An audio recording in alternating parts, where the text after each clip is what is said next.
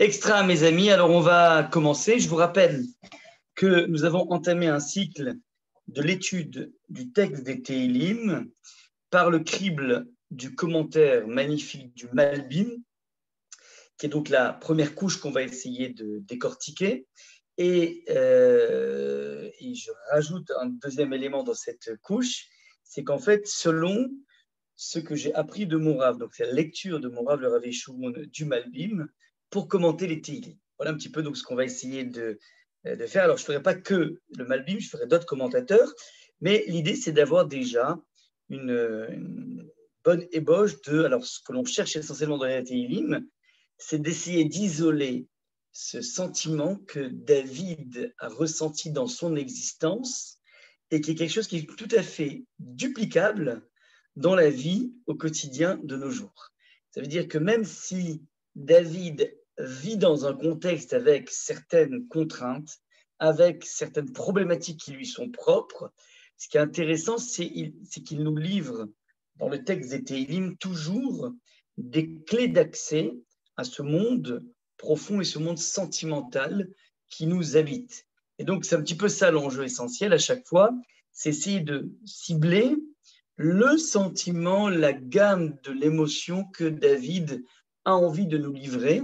Et chacune de ces émotions est toujours pour David, et ça doit être aussi pour nous, l'occasion rêvée de créer un lien avec Hachem. Donc, il n'existe pas une gamme de sentiments chez l'individu qui échapperait à une possibilité de communication avec Hachem.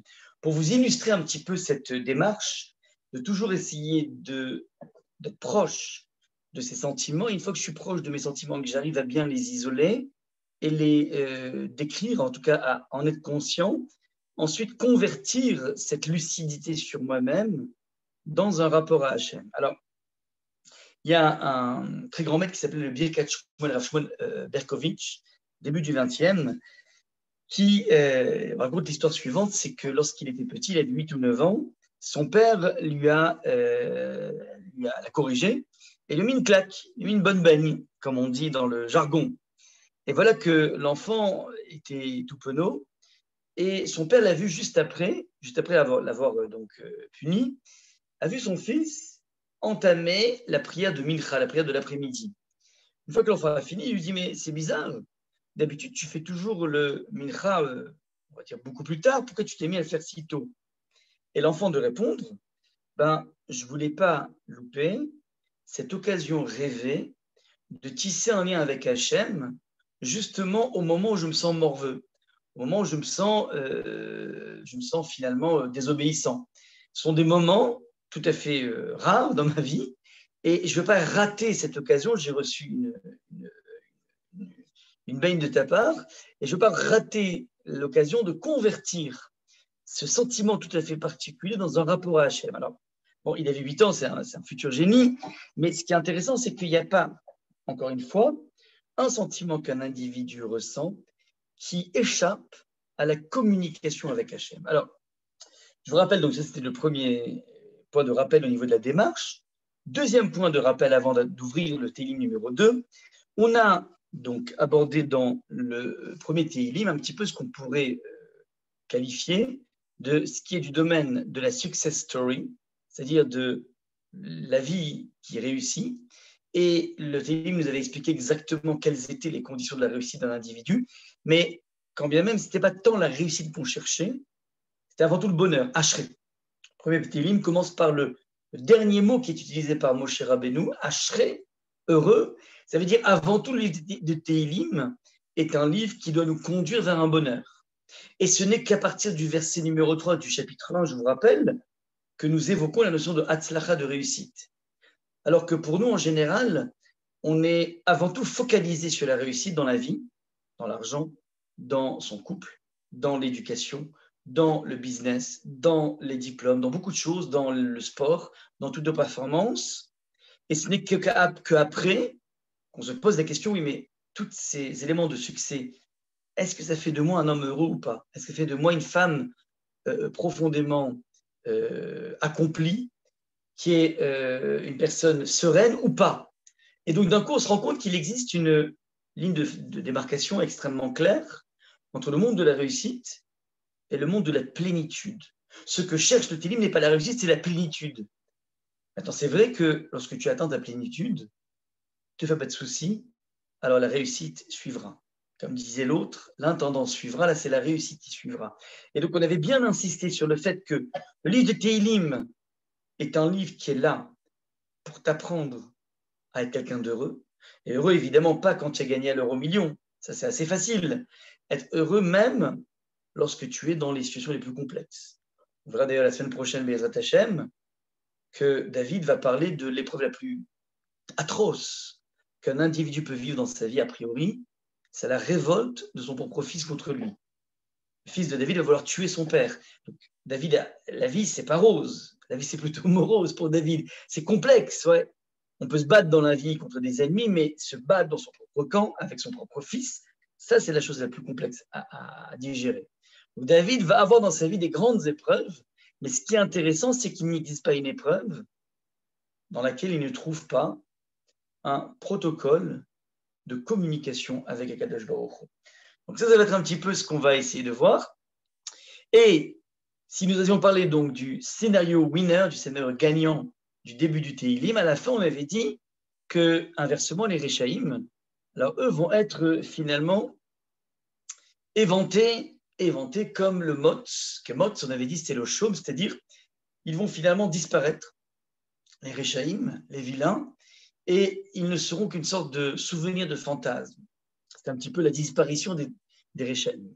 Alors, je vous ai fait cette introduction parce qu'en fait, ce Tehillim numéro 2 est lié au numéro 1. D'ailleurs, historiquement, le 1 et le 2 faisaient qu'un seul. Il y a eu ensuite un découpage différent, mais le 1 et le 2 faisaient partie de la même boîte. Donc, on attaque maintenant le Tehillim. Je vais me permettre donc évidemment de partager avec vous le document. Vous pouvez suivre avec vos Tehillim personnels, hein, n'hésitez pas, que les Tehillim personnels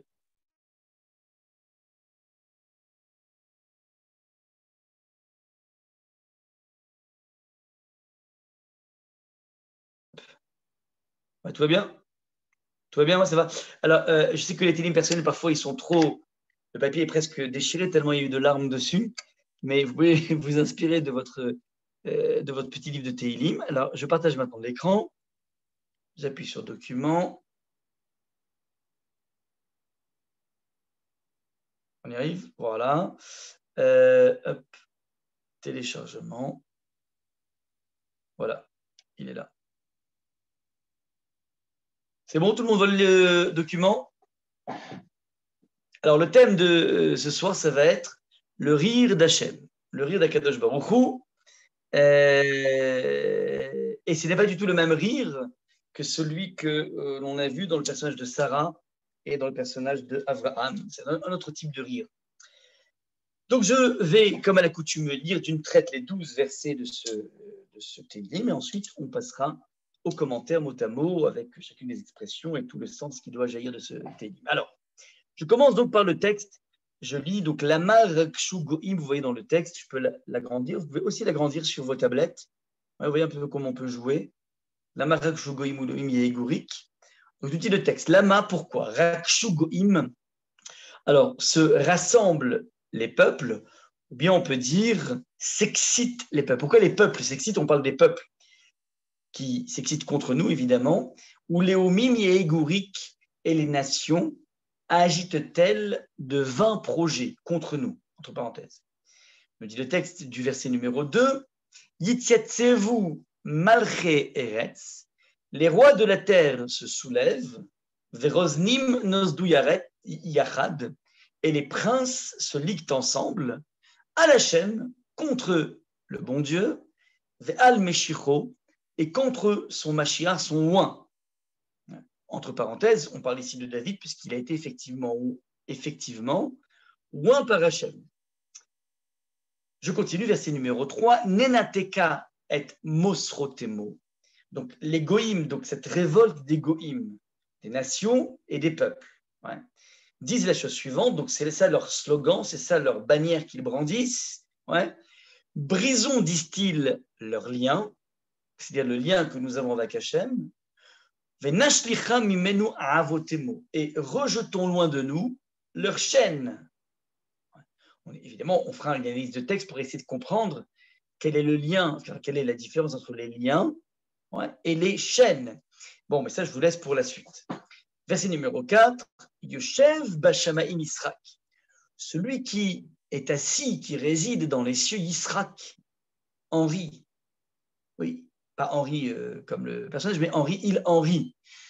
Amonai, Yilhag Lamo, le Seigneur, Yilhag Lamo va se railler de eux. Nous dit le texte, verset numéro 5, Az Yedaber Elemo Be'apo. Puis il les apostrophe dans sa colère, Ubecharono Yeva Alemo, et dans son courroux, donc le courroux d'Hachem, il les terrifie. Que dit Hachem?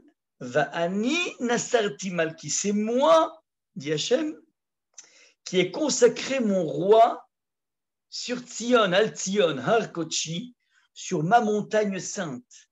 À sa Pera El Chok, je veux proclamer ce qui est une loi immuable.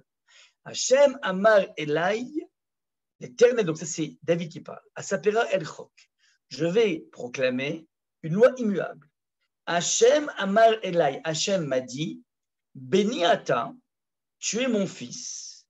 Ani Ayom Yelaticha, c'est moi qui aujourd'hui t'ai engendré. She'al mimeni, verset numéro 8, She'al mimeni ve'etena goim, demande-le-moi et je te donnerai des peuples. Nachalatecha va'achuzatecha afse aretz, comme héritage, donc je vais te faire hériter la terre des peuples.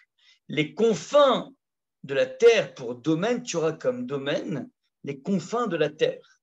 Teroem bechevet barzel, tu les briseras avec un bâton de fer, Tichli yotzer tenafetzem, et tu les broieras comme un vase de potier. Ve'ata melachim askilou, et maintenant aux rois, donc les rois du verset numéro 1 qui se sont levés contre le peuple juif et contre Hachem. Et maintenant, d'où dit Hachem, il s'adresse à eux, aux rois, askilou, sachez comprendre, soyez intelligents, hivaseru shofte aretz, tenez-vous pour averti, juge de la terre. Ivdou et Hachem be'ira, servez le bon Dieu, be'ira avec crainte, ve'gilou bir'aada, et réjouissez-vous, bir'aada avec tremblement. Nashkubar, alors, littéralement ça veut dire embrasser le fils, pen yenaf vetovedou, de peur qu'il ne s'indigne, vetovedou, et que vous n'alliez à votre perte. Derer, qui yivar kimat apo, car bien vite sa colère prend feu, ashre kol chosebo, heureux, tous ceux qui s'abritent en lui. Donc voilà un petit peu ce pasouk qui nous parle donc dans un premier mouvement d'une sorte de révolte qui est menée par les peuples et par les nations. On expliquera la nuance entre peuples et nations.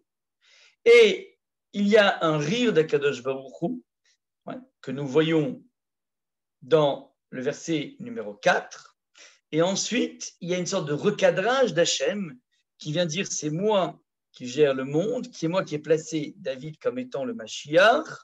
Et dernière partie, donc il a tous les pouvoirs et David peut tout briser. Il peut mater totalement la rébellion. Et dernière chose, un conseil, je vous conseille d'être intelligent, d'être sage et de vous rendre à une certaine forme d'évidence. Ça, c'est donc ce verset ici. On va essayer donc de comprendre, parce que nous touchons ici du doigt, ce qu'on peut appeler le double visage de l'antisémitisme. Le double visage de ce qui fait en permanence obstruction à notre évolution, quel que soit le siècle, quelle que soit la nation, quel que soit le régime politique dans lequel nous nous trouvons. On trouvera toujours ces deux types d'antagonismes fondamentaux qui se présentent devant le peuple juif. Alors, je vais donc maintenant, rapidement, avant d'attaquer le verset numéro 1, rappeler le contexte, si vous voulez, de ce verset, puisqu'il y a toujours quelque chose de contextuel. Alors, le contexte, il est très, très simple.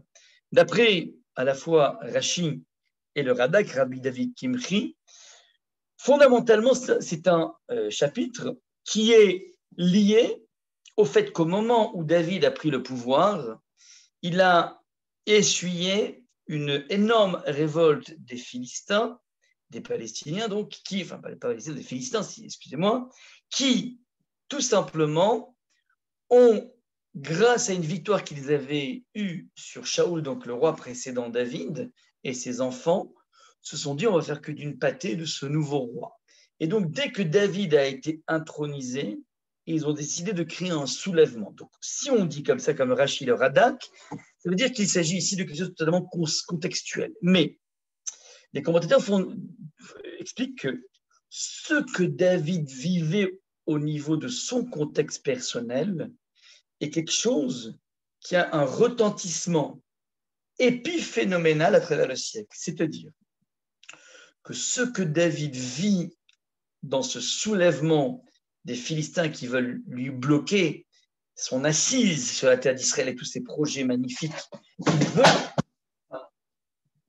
d'un point de vue spirituel. Alors, il faut savoir que David a compris qu'il vit quelque chose qu'il pourra, en tout cas, transmettre dans sa lucidité aux nations futures.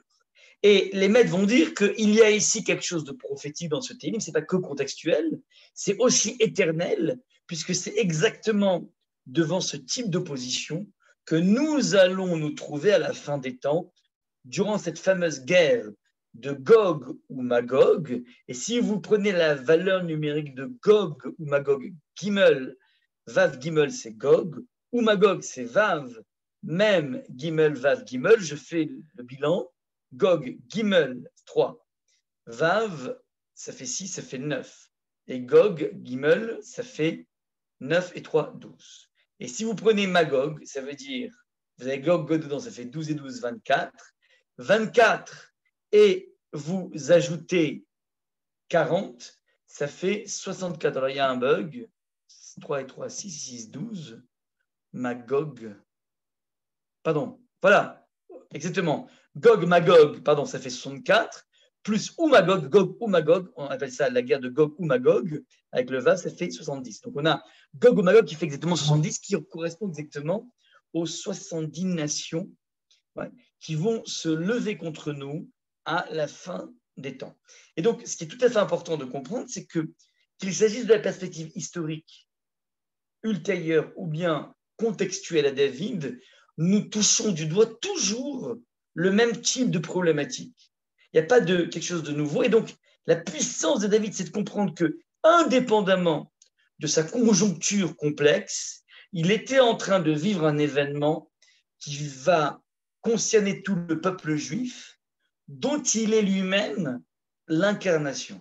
Ça veut dire que toucher à David, c'est finalement toucher à l'incarnation totale du peuple juif. Voilà un petit peu comment on peut expliquer à titre d'introduction ce début de Télim. Alors, je vais reprendre maintenant au mot à mot.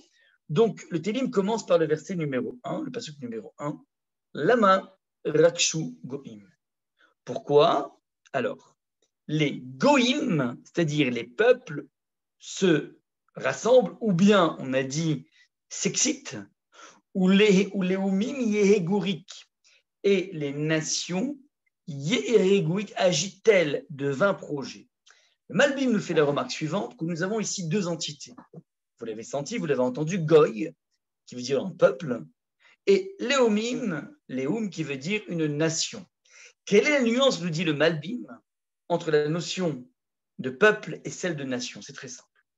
Un peuple est une entité, une sorte de regroupement d'individus, ouais, qui sont agrégés dans une terre, mais qui n'ont pas forcément une idéologie commune.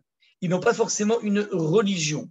Il s'agit juste d'un agrégat d'individus, une bande d'individus suffisamment grande qui constitue un peuple, mais qui n'est pas lié par ce qu'on pourrait appeler un contenu idéologique. Ça, c'est la notion d'un peuple. par opposition à Léoum, qui veut dire une nation, on entend tout de suite eh ben, que cette nation a trouvé un ciment idéologique qui, finalement, les lie les uns avec les autres. On pourrait dire, par exemple, que la France n'est pas un peuple.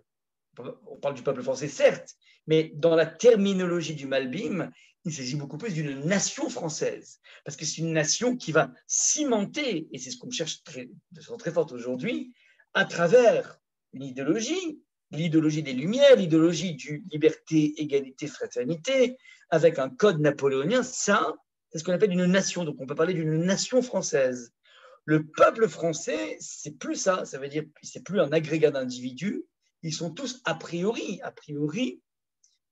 finalement, organisés dans une sorte de dessin commun, de projet commun que l'on appelle la nation française. Et bien là, en l'occurrence, donc en fait, le peuple juif va dans sa vie subir à la fois une attaque, une question, un rassemblement, une excitation de la part des goïms. Et vous voyez bien que ces goïms, ces peuples dans le verset, produisent un regesh. Un regesh, c'est une sensation, c'est un ressenti, c'est un rassemblement. Mais il n'y a pas, si vous voulez, il y a une masse humaine, mais qui n'est pas porteuse d'une idéologie. Donc pour eux, on dit la marek shogoim, ou léomim, yeherurik, yegurik. Et par opposition aux nations, qui elles sont porteuses d'un projet, porteuses d'une idéologie, alors à eux on dit yehegurik. Finalement, ils pensent, ils ont une pensée, mais qui est une pensée qui est vaine, une pensée qui est vide.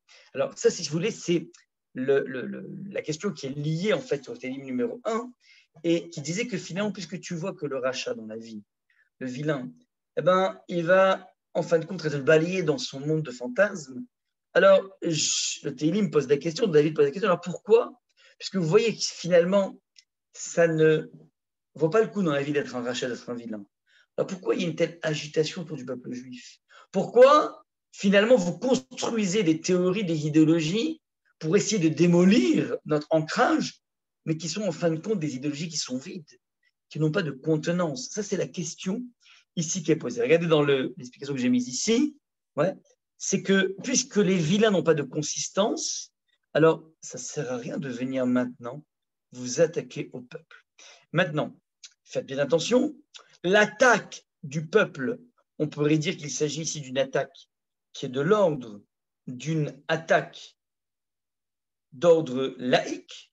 Ça veut dire on vient finalement frapper et poser finalement la question, ouais, on va poser finalement la question au peuple juif. Et regardez comment la question est posée, c'est-à-dire que l'attaque, vous l'avez vu dans le verset numéro 2, c'est Al-Hashem, Val-Meshicho, verset numéro 2. Les rois de la terre se soulèvent, les princes se liguent ensemble contre Hachem et contre son Meshicho, contre son Mashiach, c'est-à-dire contre celui qui a été oint par Hachem. Ça veut dire qu'il y a ici, si vous voulez, un double soulèvement. Un soulèvement des peuples et des nations qui vont d'une certaine façon pousser leur propre roi, leur propre gouverneur, à venir se rebeller contre cet ordre qui a été mis en place par Hachem, c'est-à-dire Hachem a mis en place un ordre minimum pour les non-juifs, qui est le respect des 7 mitzvot, Ben Noach, des 7 mitzvot que n'importe quel non-juif est censé respecter. Ne pas voler, ne pas tuer, une sorte de contrat social, vivre dans un état de droit, ne pas blasphémer, ne pas manger une partie de l'animal avant de l'avoir tué, le Ever Minacha, le fameux membre d'un animal qui n'a pas encore été tué. Bref, il existe, on pourrait dire, 7 mitzvot essentiels qui donnent à un individu son caractère humain minimal. Ben, ça, c'est quelque chose que lorsque David est arrivé au trône, il a essayé de mettre en place pour imposer ça aux non-juifs. Vous avez le droit, évidemment, d'être non-juif, vous n'êtes pas obligé de vous convertir, mais à minima, vous devez être des citoyens humains. Et l'humanité passe par cet ancrage par rapport aux 7 mitzvot. Et donc, si vous voulez, le double attaque qui est proposé par les peuples et les nations et qui sont accompagnés par leur propre roi, et peut-être même impulsés par leur propre roi, c'est que finalement, on en veut aux Juifs, aussi bien dans une perspective laïque que dans une perspective idéologique. On en veut aux Juifs parce que d'un point de vue laïque, c'est absolument insupportable de voir une réalité historique qui est que tout est condamné à disparaître sauf le juif. Et ça, c'est une réalité historique insupportable pour le regard laïque. C'est la première chose. Deuxième chose, notre ancrage dans la Torah a sécrété, a mis en place une certaine forme de morale, de conscience humaine qui a été finalement la source d'inspiration de toutes les autres religions, de tous les autres systèmes de pensée. Le point de départ, c'est chez nous. Et d'une certaine façon, on en veut aux Juifs, au peuple juif, d'avoir d'une certaine façon appuyé, amené au monde une certaine notion de conscience essentielle. Et donc, il existe donc à la fois une attaque laïque et une attaque, on pourrait appeler une attaque religieuse, une attaque idéologique. Dans tous les cas de figure, la rébellion veut toucher à la fois à Hachem, qui est finalement la conscience du monde, vers le Meshicho et à son nom, qui est en train de nous casser les pieds à mettre en place un système de respect minimal des 7 mitzvot. Voilà un petit peu comment on comprend ces deux versets. Ouais, donc, regardez dans ce que je vous ai mis comme résumé, il y a une filiation avec le Télim précédent, c'est-à-dire la non-consistance des vilains fait en fait qu'on les voit s'agiter là maintenant dans ce Télim numéro 2. On a parlé de deux formes d'organisation des peuples, les agrégats et les nations, et un agrégat d'individus correspond à un regesh, une rébellion qui est de l'ordre du ressenti, et une nation, elle, par contre, eh ben, elle met en place une idéologie anti-religieuse, anti-ancrage au niveau spirituel. Et ceci va générer deux visages de l'antisémitisme. Un que l'on pourrait qualifier de laïque, et il y a un deuxième que l'on peut qualifier de tout simplement religieux. Voilà un petit peu donc le point par rapport à ces deux versets, verset numéro 1 et verset numéro 2. Je continue et regardez un petit peu comment l'attaque est ciblée de leur part. Ils nous disent la chose suivante. Nenateka et mostrotemo. Brisons, disent-ils, leurs liens. De quel lien on parle? Évidemment, il faut se poser la question. Et venashlicha mimenu avotemo. Et rejetons loin de nous leurs chaînes. Donc apparemment, nous tissons dans notre lien avec Hachem un double lien. Un lien qui est de l'ordre du Moser, Mossar, que l'on appelle en français, alors ils ont appelé ça, ouais, le Moser en hébreu, c'est la courroie d'attelage du joug. Lorsque vous mettez un joug à une bête, à une vache, je ne sais quoi, il y a une petite courroie qui s'appelle le Moser, qui permet d'atteler ce joug. Donc, ils disent, on va déchirer ces liens que l'on retrouve chez la bête pour atteler le joug. Donc, nous avons ce type de lien dans notre rapport à Hachem, et nous avons un autre type de lien, venashlicha mimenu avotemo, et nous allons jeter à terre avotemo les chaînes, qui sont aussi des formes de liens. Alors, pourquoi deux types de liens, nous dit le Malbim, mais évidemment, vous trouverez tout de suite le génie du Malbim ici. Il dit qu'il y a un certain type de lien, nenateka, que l'on peut briser. C'est-à-dire, les non-juifs peuvent nous atteindre dans un certain type d'ancrage que nous avons dans la Torah, qui est l'ancrage des mitzvot incompréhensibles. Puisque c'est quelque chose que l'on fait par simple soumission, sans aucune réflexion, si ce n'est celle de respecter Hachem, comme par exemple la fameuse histoire de la paradouma, donc ces notions de pureté et d'impureté incompréhensibles, comme le fait par exemple de ne pas manger du porc, c'est totalement incompréhensible, ce n'est pas du tout lié à des problèmes d'hygiène, ce ne sont que des raisons complètement annexes qui ont été données, mais finalement, Hachem a créé un espace de poissons permis, de poissons interdits, d'animaux permis, d'animaux interdits, ouais, et comme dirait le texte du Talmud, vous pensez vraiment qu'Akadosh Baruch Hu est tellement important que l'on fasse la shrita au niveau de la trachée et de la trachée artère, ou bien qu'on fasse sur la nuque, pensez que ça change quelque chose auprès d'Hachem, sous-entendu. C'est une sorte de convention arbitraire décidée par Hachem, pour laquelle nous n'avons absolument aucune espèce de compréhension. On applique, tout simplement, on ne mange pas du porc, on ne mélange pas le lait et la viande sans aucune réflexion. Il est extrêmement dur de comprendre vraiment quelque chose derrière ça. Donc, il existe une panoplie d'ancrage qui est de l'ordre de l'incompréhensible. Et ça, les non-juifs peuvent nous le briser. Puisqu'en fait, nous ne pouvons pas l'asseoir avec, on va dire, un socle de raison. Alors ça peut se déchirer. C'est une attache. C'est une attache, donc vous avez compris, cette attache qui permet d'attacher le joug de la bête. Nous sommes attachés à Hachel, et c'est une attache qui est assez frêle, qui fait qu'elle peut être brisée. En revanche, disent-ils, ils veulent aussi nous enlever nos chaînes. Ils ne peuvent pas les déchirer, les chaînes. Parce que les chaînes, nous dit le Malbim, il s'agit d'une chaîne avot en hébreu. Avot, en fait, c'est quelque chose qui est tressé. Et la tresse, c'est minimum 3. Comme dans les chalotes de Shabbat, on peut faire à 2, c'est vrai. Mais en général, à 3, elles sont beaucoup plus résistantes. Donc, il s'agit ici de liens qui sont des liens triples. Et ça, c'est impossible à déchirer. Alors là, il propose juste de se départir. De quoi parle-t-on? Des liens qui sont extrêmement durs à déchirer parce qu'en fait, là, il y a de la logique. Lorsqu'un individu a pratiqué Shabbat et a goûté à Shabbat, il sent qu'il y a quelque chose qui fait sens profondément. Ça n'avait pas forcément sens de respecter l'interdit du porc.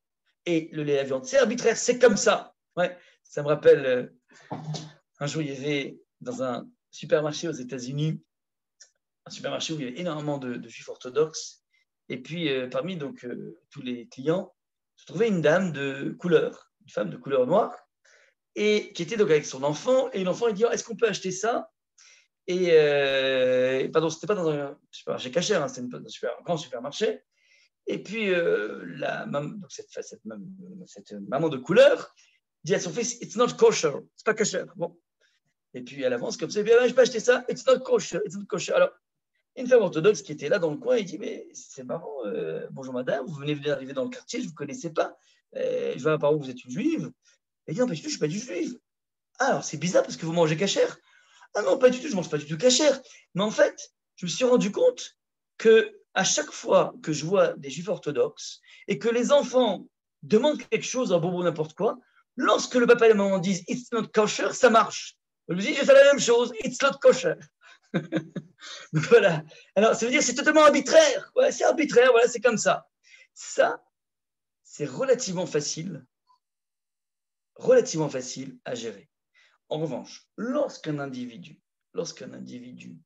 a construit son rapport à Kadosh Baruch Hu, parce qu'il a vu que les mitzvot font sens, le Shabbat fait sens, l'étude de la Torah fait profondément sens, le respect de l'autre fait sens. Alors là, j'ai construit quelque chose de très très fort ici, pas simplement une sorte d'acquiescement à Kadosh Baruch Hu, mais une complicité avec Hachem. Les mitzvot qui sont compréhensibles nous créent une grande complicité avec Hachem. Et bien, cette complicité, c'est beaucoup plus dur à déchirer. Alors, ils proposent, eux, tout simplement de se départir. On se déchaîne, ça l'idée. Ouais, ils voudraient qu'on se déchaîne, qu'on enlève nos chaînes. Alors, ça, c'est donc les attaques. Ça, c'est les trois premiers versets. Évoque, si vous voulez, la subtilité et la précision des attaques, à la fois, on a dit, des nations, à la fois des peuples, à la fois de leurs gouverneurs. J'ai oublié de vous dire que Rosnim, dans le verset numéro 2, Rosnim, ce sont les conseillers. Ce sont ceux qui sont un petit peu les conseillers du roi, les Sherpas du roi, qui tirent un petit peu toutes les ficelles, qui sont Nosdou, qui sont dans le monde du secret. Donc ce sont ceux qui tirent vraiment toutes les ficelles de tout ce qui se passe, de tout ce qui se dit. Alors eux aussi fomentent, si vous voulez, une déconnexion petit à petit de notre lien avec Akadosh Baruch Hu. Et donc, au bout du compte, il voudrait qu'on puisse se départir des deux types de chaînes que nous avons, ouais, qui sont nos ancrages, qui sont le lien que nous tissons avec Hachem. Et à ce moment-là, évidemment, la question qui se pose est la suivante. Pourquoi nous qui sommes tellement le sujet d'attaques tellement fortes de leur part, pourquoi le bon Dieu ne les punit pas directement? Pourquoi on doit toujours se trimballer ce double visage de l'antisémitisme à travers les siècles? Et on n'a jamais fini. On a beau avoir supporté au XXe siècle, on supporte au XXIe siècle, et on se retrouve en permanence avec de la délation, avec des personnes qui veulent, ils nous en veulent d'être un petit peu la conscience du monde, ils nous en veulent d'avoir notre ancrage, ils nous en veulent de respecter la cache-route, ils nous en veulent. Ouais, mais pourquoi, jusqu'à quand? Pourquoi toi qui es là-haut, tu ne gères pas les choses? Regardez comment c'est magnifique. Yoshev Bashamayim, Hashem, il est tranquille là-haut, assis. Il n'intervient pas dans les cieux Israq. Il rigole. Attention, le terme l'Israk en hébreu peut tantôt indiquer la joie, tantôt indiquer le rire au sens ricané du terme, la moquerie. Alors, la joie, Vatisrak, Sarah Bekirba, elle a rigolé, c'est une joie qu'elle a eu à l'intérieur, c'est pas un rire, mais c'est une joie. Pareil, son mari. Là, en l'occurrence, ouais, lorsque nous avons Yilhag juste après dans le verset qui veut dire se railler, alors c'est ici non pas la joie d'Hachem, mais le rire d'Hachem. Et ce qui est tout à fait intéressant, nous fait remarquer le Malbim, c'est qu'en fait, lorsque dans la vie, je suis en colère et j'exprime ma colère vis-à-vis de la personne qui m'a mis en colère, alors mon visage exprime une colère et le rayon incident chez la personne, eh ben, c'est qu'il va se sentir peut-être frappé par ma colère. Donc il existe une corrélation immédiate entre le visage que je fais et la personne qui va recevoir cette colère. Il n'y a pas de hiatus entre ces deux expressions. Il y a une expression de la colère et la réception de la colère. Pareil lorsque je peux avoir vis-à-vis d'autrui un sentiment de rachamim, de miséricorde, d'empathie. Alors, j'ai toute une attitude dans mes mots, dans mon faciès, dans tout ce que je distille, qui fait que la personne reçoit un rayon incident de rachamim, de bonté, d'empathie. Et donc, il y a une sorte de communication qui se met en place. Il y a quelque chose qui est tout à fait étonnant dans le monde du rire, en tout cas de la moquerie, du dédain, c'est que je peux avoir une facette qui semble exprimer un contentement, un rire. Lorsqu'on rit, a priori, ça veut dire qu'on n'est pas énervé, et qu'au bout du compte, donc la personne, elle s'y croit, elle a l'impression qu'il y a quelque chose qui est en train de se passer, et qu'en fin de compte, la personne va recevoir un courroux d'autant plus fort. Il y a ici un hiatus entre l'expression sortante et l'expression rentrante. Ça, c'est la spécificité de la notion de moquerie. Alors, a priori, on vit jusqu'à aujourd'hui avec ce sentiment, cette impression que Hachem, il est là-haut et il n'interfère pas. Il est là-haut, il a l'air d'être totalement passif. Et regardez comment c'est intéressant. Regardez la fin du verset numéro 4. Amonai, il aglamo. Amonai, vous voyez, il est marqué Amonai comme lorsqu'on lit le Yudke Vavke. Sauf que là, il est écrit directement à Do. Et vous avez compris. Ça veut dire qu'on n'a pas écrit Yudke Vavke, c'est-à-dire qu'on l'a dénué, je dis bien dénué, de sa dimension Rachamim. Yudke Vavke indique la notion de Rachamim d'Akadosh Baruch. Et l'on le lit à Monaï pour dire qu'attention, il est Rachamim certes, mais il est aussi Adon, il est aussi le maître, le boss. Et le boss, il doit être respecté. Donc, on dit Amonai, on ne dit pas Yudke Vavke, ouais, tel qu'il est écrit, comme le disent à tort les témoins d'eux. On ne le dit pas parce que finalement, c'est quelque chose qui n'est pas encore présent. Ce Rachamim ultime d'Hachem n'est pas là. Nous, on doit se rappeler qu'on doit aussi percevoir chez Hachem, pas que la Rachamim, mais le Amonai, c'est-à-dire le fait qu'il est le maître de tout. Mais là, lorsqu'on va parler du fait qu'Hachem va se tourner vers les Goïms, il va les frapper, ou va les menacer, alors là, c'est Amonai tel qu'il est marqué ici, c'est-à-dire Amonai dans toute sa puissance. Donc, ça a l'air comme ça qu'Hachem n'intervient pas, mais tôt ou tard, Akadosh Baruch Hu va frapper. Ça, c'est ce qui est marqué ici. Amonai, il aglamo. Le dit le verset numéro 5. Maintenant, je poursuis.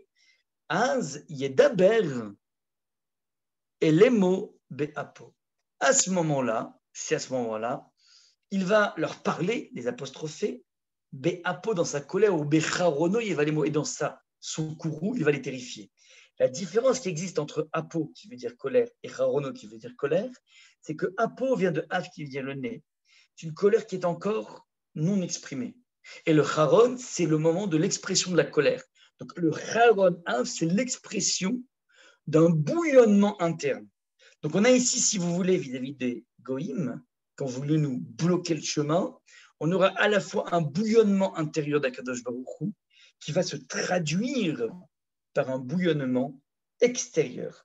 Ça, c'est ce que l'on peut dire par rapport à ce verset numéro 4 et ce verset numéro 5. Je poursuis dans le verset numéro 6. Va'ani nasarti malki. Quant à moi, nasarti malki, j'ai consacré Malki mon roi. Donc, sous-entendu, vous êtes en train de vous rebeller contre David qui vous prend la tête avec ses 7 mitzvot. Vous êtes en train de vous rebeller contre le peuple juif qui est porteur de cette conscience de l'humanité.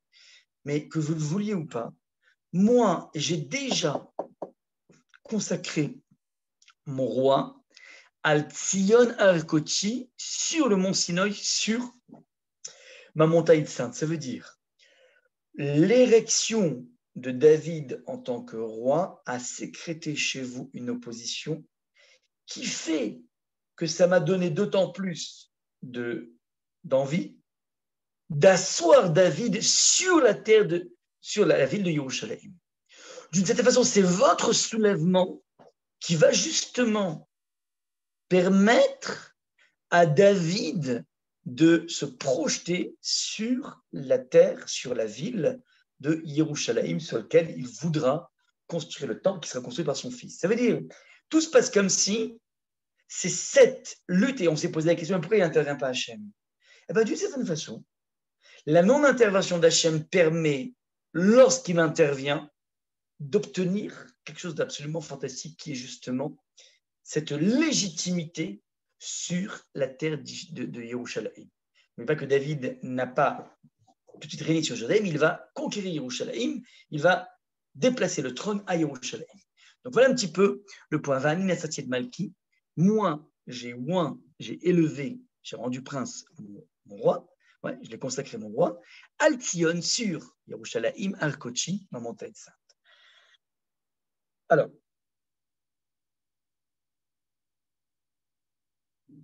je continue dans le verset numéro 7. À sa père al-Chok, je vais proclamer, alors maintenant, à ce moment-là, David, une fois qu'il a été investi par Hachem sur Jérusalem, alors il dit à suivante, à sa père al-Chok, je veux proclamer ce qu'il est une loi immuable. Hachem Amarelai, Hachem m'a dit, Beni ata, ani ayom elaticha. Tu es mon fils, c'est moi qui aujourd'hui t'ai engendré. Ça veut dire, tout se passe comme si David va naître aujourd'hui, dans le sens où, grâce à la revendication des non-juifs, Akadosh Baruch Hu est en train de lui asseoir son territoire. Ça, en fait, j'ai dit du verset 6 et 7, c'est de comprendre que finalement, d'une certaine façon, c'est l'opposition des non-juifs qui permet de faire naître la légitimité. De quelle légitimité on parle? Alors là, le Malbim va citer le premier Rashi du texte de la Torah. Vous savez que Rashi, avant même la première fois qu'il prend la plume pour commenter le texte de la Torah, et donc avant même de commenter le texte de la Genèse, de Bereshit, et de commenter le premier mot Bereshit, sur lequel il va s'étaler de façon très forte, avant même de commenter le Bereshit, Rashi va dire Amar Rabbi Yitzhak, Loya tsari la tri la Torah et la miach chodesh azelachem. C'était pas la peine de commencer, donc une sorte de verset, une sorte de commentaire d'introduction. C'était pas la peine de commencer la Torah par Achodesh, par Bereshit. Ouais. On aurait pu très bien commencer par la première mitzvah qui a été donnée aux Juifs en tant que peuple. Israël. Je connais par cœur, hein, c'est à force de l'avoir enseigné. Donc, qui est la première mitzvah qui a été enseignée au peuple juif, donc la mitzvah de sanctifier comme ce soir, de faire le Rosh Chodesh. Alors, demande Rashi à Lama, pourquoi Hachem a commencé par ce récit de Bereshit? Réponse de Rashi, Mishum Koach Ma'asav Igid Lamo, à cause de ce verset dans Télim qui dit la chose suivante, Koach Ma'asav, la puissance de ses actes, il l'a transmise à son peuple, la tête laine pour leur donner l'héritage des nations. Sheim Yomru Agoim, listimatem shekivashtem artzot sheva amim, car si demain les non-juifs vont se lever et vont dire, vous les juifs, vous êtes des voleurs, car vous avez volé la terre des 7 peuples, Sous-entendu, lorsque Yahushua est arrivé, ce n'était pas une terre vierge, ce n'était pas les États-Unis de Christophe Colomb, ce n'était pas l'Amérique de Christophe Colomb, mais c'était une terre qui était occupée par 7 peuples. Donc vous les Juifs, vous êtes des usurpateurs, vous avez piqué la terre des 7 peuples. Tu vas leur répondre, la terre n'appartient pas à l'homme, mais à Kadosh Baruch Hu. Il la donne à qui il veut, il la reprend de qui il veut, il la donne à qui il veut. Bref, sous-entendu, la légitimité de la terre ne dépend pas de tes muscles, de tes armes, mais de ta méritocratie, du mérite que tu as vis-à-vis d'Hachem. Donc là, on voit ici se dessiner exactement la même idée qui est marquée. Je veux proclamer ce qui est une loi immuable, c'est une loi. L'Éternel m'a dit, tu es mon fils, c'est moi qui ai aujourd'hui c'est-à-dire que c'est Hachem qui m'a investi, et j'ai le droit de cette terre parce que je le mérite. C'est donc David qui vient, si vous voulez, redonner un petit peu, réévoquer, si vous voulez, ce droit sur la terre qui n'est pas un droit par héritage, mais un droit par tout simplement le mérite qu'on a d'être sur cette terre. Donc il vient dire, maintenant je t'ai engendré. Alors petite parenthèse, on va voir ici, lorsque on parle du Fils de Dieu, et lorsqu'on parle de je t'ai engendré aujourd'hui, c'est à partir de ce verset que la dérive chrétienne est née. Lorsqu'on parle, je répète, de Fils de Dieu, et on verra même dans la suite, c'est encore beaucoup plus fort, c'est à partir de ce Télim qu'il s'appuie pour essayer d'envisager l'idée de la Trinité. Ouais, donc c'est juste une petite parenthèse au niveau culturel, ouais, qui est évidemment donc, absolument, qui n'a absolument aucun rapport avec notre façon de penser le monothéisme. Mais une petite parenthèse, c'est qu'en fait, il veut même essayer de trouver un appui ici, d'envisager une quelconque notion de Trinité, mais c'est juste pour une petite parenthèse par rapport à ce point, cette notion de fils, tu es mon fils, et c'est moi qui t'ai engendré. On verra dans le dernier verset aussi qu'il existe aussi une allusion qui a été un petit peu un tremplin pour toutes ces ces fausses idéologies. Donc je continue dans le texte. She'al mimeni ve'etena goim, donc Akash Baruch Hu, ouais, a dit demande-le-moi, ve'etena goim nachalatecha, et je te donnerai des peuples comme héritage. Sous-entendu très intéressant, attention, on a un droit sur la terre qui nous a été donné par Hachem, qui est quand même dépendant de notre faculté à prier. Il faut demander à Hachem. Ça veut dire qu'il n'y a rien qui est une sorte de donnée d'évidence. La terre d'Israël se mérite, et on ne peut pas agir comme un petit peu des enfants gâtés qui disent c'est à moi et puis c'est tout. Non, non. Il faut être en permanence dans cette tension du mérite parce qu'on sait pertinemment que la terre appartient à celui qui le mérite. Et si on ne mérite plus, c'est compliqué de rester, en tout cas d'avoir une quelconque pérennité dessus. Donc ça, c'est demande-le-moi et je donnerai des peuples comme héritage, les confins de la terre pour domaine. Ouais. Maintenant, verset numéro 9. Tu les briseras avec un cep de fer. Donc Hachem promet qu'il pourra les briser. Et tu pourras les briser comme un vase de potier. Quelle est la nuance entre tu les briseras et tu les broieras? C'est qu'en fait, tant qu'on a réussi, enfin lorsqu'on a brisé avec un cep de fer, il reste encore des morceaux qu'on peut recoller. Par contre, lorsqu'on fait exploser tous les vases de potier d'argile, alors là, il n'y a plus absolument aucune possibilité de réunion. Ça veut dire il y a deux attaques possibles. Il existe des attaques vers des peuples qui sont unis ou des attaques des peuples qui sont déjà totalement disloqués. Ce sont les deux types d'attaques que David pourra mener en place. Verset numéro 10 et 11. Ve'ata melachim askilo. Et donc là, maintenant, il y a une sorte d'incitation, de perche tendue au peuple, aux nations, à toutes les personnes qui se lèvent contre nous en leur disant melachim askilo. Rendez-vous à une certaine intelligence. Portez un regard chacham sur l'existence.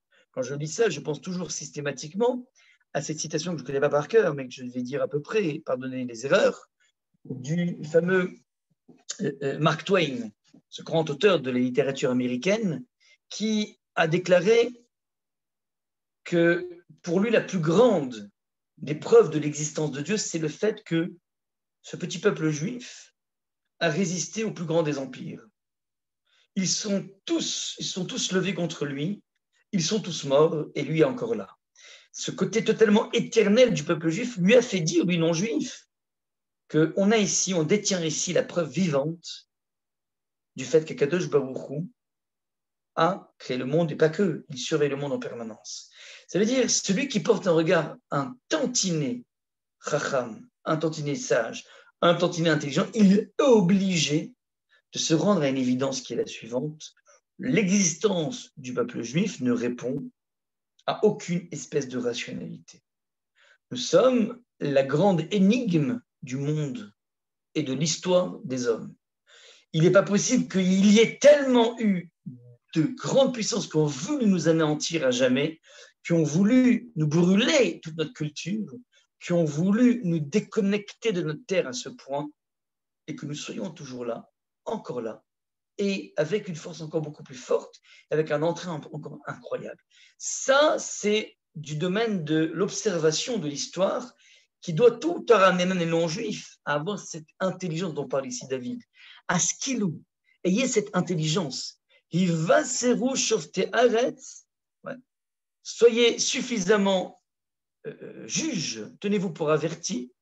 Ouais, vous les juges de la terre, vous qui portez un regard intelligent sur la terre. Nashkubar, alors c'est intéressant. Nashkubar en hébreu, on a dit, ça veut dire embrasser. Bar en hébreu, alors c'est là qu'arrive la dérive.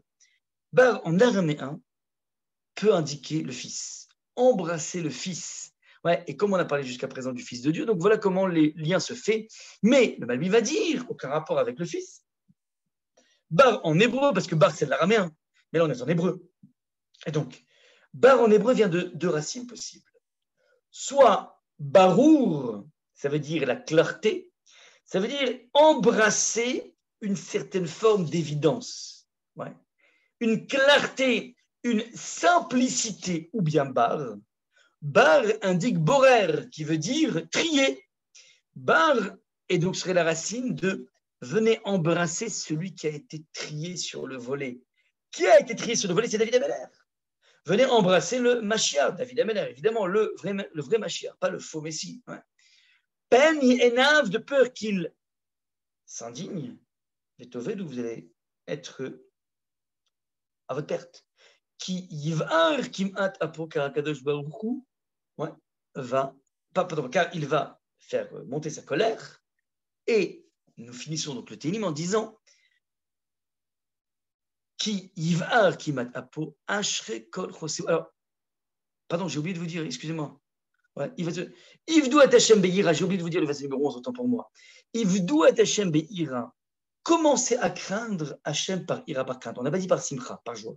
Par crainte, ça veut dire que vous le voyez ou non, on a été protégé, malgré toutes les vicissitudes, malgré toutes les autodafés, malgré toutes les exterminations, malgré toutes les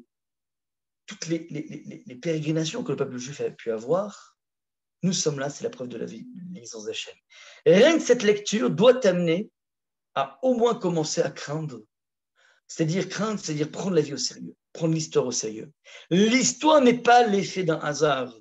Il y aura tôt ou tard quelqu'un pour lequel nous allons devoir donner des comptes. Il y aura des comptes historiques à rendre auprès d'Akadosh Baruch Hu. Et donc, ça doit imposer chez vous un minimum de sérieux. Ivdou Hashem Be'ira. Avec Gilou, il faut même vous réjouir ensuite Berada avec un tremblement, parce que, attention, la première étape dans la démarche non juive, c'est de commencer déjà à prendre la vie au sérieux, et ensuite on peut envisager la dimension de jour. Nash Kubar, verset numéro 12, c'est celui sur lequel j'ai sauté. Ouais. Embrassez la clarté. Soyez lucide, ou bien embrassez le borer, celui qui a été finalement choisi. Pen ye'enav etovenu, de peur qu'il s'énerve et qu'il puisse vous frapper, puisqu'on l'a vu. Il a cette possibilité, le Mashiach d'Hachem, David Ameller, il a la possibilité de les réduire à néant. Alors, vaut mieux se rendre à une certaine évidence et essayer de mettre ça en place, ce regard intelligent sur l'histoire, ce regard intelligent sur le peuple juif. Ça, c'est le conseil, si vous voulez, intelligent et moral qui est proposé. Donc, voilà. Et regardez un petit peu le point final de ce Teilim. Ashrei kol chosebo. Heureux tous ceux qui s'abritent en lui. C'est-à-dire qu'en fait, cette notion de bonheur dont on a parlé dans le chapitre numéro 1, qui était un petit peu la démarche du tzaddik, qui lui a Shreaïch, heureux l'homme, qui a su se protéger de toute forme d'influence, qui a su avancer dans la vie, qui a su tout simplement tisser un lien tout à fait particulier avec Hachem. Ça, c'est le niveau personnel individuel. Il existe aussi un bonheur des nations. Ashrei kol chosebo. Heureux tout celui qui s'abrite en lui. Ça veut dire qu'un non-juif qui va s'abriter sous les ailes de la providence, sans forcément se convertir, peut lui aussi avoir un sens suffisamment fort à son existence pour finalement toucher au bonheur. Regardez un petit peu comment ce verset numéro 2 se finit par le point de départ du verset numéro 1. Ashrei, on a le Ashrei de l'individu, le bonheur de l'individu, et nous débouchons sur le bonheur du monde entier. La possibilité de n'importe quelle nation, de n'importe quelle collectivité, de pouvoir attraper un bonheur. Et tout ceci va dépendre de ce lien tout à fait particulier qu'on peut tisser avec Akadosh Baruch Hu, avec Hachem. Ça, c'est un petit peu l'objet donc du Télim numéro 2. On a agité ici pas mal de sentiments. Le sentiment de pourquoi Hachem n'intervient pas, le sentiment de complexité dans ces attaques permanentes des non-juifs, ce sentiment aussi de se dire, mais sans arrêt, il me crie et finalement, il me renvoie à cette idée. Mais en quoi c'est pas n'importe quoi ce que je fais, c'est pas complètement fou. Pourquoi je suis tellement ancré dans les mitzvot? Donc on a ici pas mal, une gamme de sentiments suffisamment élaborée ici, de tout ce qu'un individu peut vivre dans sa vie. On peut taquiner au boulot, on peut taquiner à l'université, dans son ancrage. Et voilà un petit peu ce que nous livre ici David Ameller. Comment tu peux résister en étant dans cet ancrage très fort et dans ce regard mûr que tu as porté sur l'histoire, qu'on exige des non-juifs. On suggère aux non-juifs, mais au moins nous, on doit porter ce regard tellement lucide, tellement fort, tellement serein sur l'histoire. Voilà un petit peu ce que l'on peut attraper par rapport au rire d'Akadosh Baruch Hu. On va s'arrêter là. S'il y a des questions, n'hésitez pas. Je vais arrêter le partage. Voilà. Merci pour les compliments. Ça fait toujours du bien.